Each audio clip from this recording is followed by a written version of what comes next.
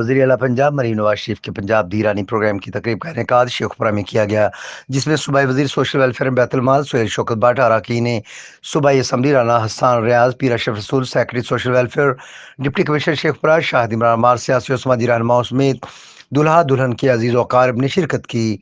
तकरीब में सूबाई वज़ीर सोशल वेलफेयर बैतुल माल सुहेल शौकत भट्ट की सरबराही में 150 जोड़ों की इज्तिमाई शादियों का अहतमाम किया गया, जिनमें 142 मुस्लिम और 8 क्रिश्चियन नौ ब्याहते जोड़े शरीक हुए।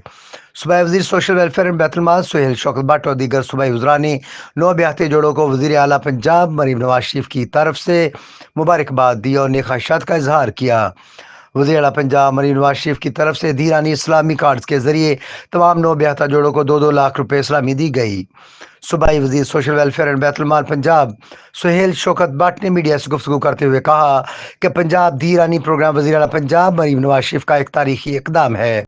सीएम मरियम नवाज का ये बहुत अच्छा प्रोग्राम है, दी ईरानी प्रोग्राम, जो कि सोशल वेलफेयर की तरफ से ये यहाँ पर इंतज़ाम किया गया। खाना बहुत अच्छा था, हर चीज़ का इंतज़ाम बहुत अच्छा था। वज़ीर आला पंजाब के विजन की वजह से ये सब कुछ मुमकिन हो पाया। दी ईरानी प्रोग्राम वालिदैनों के दिलों की आवाज़ बन चुका है।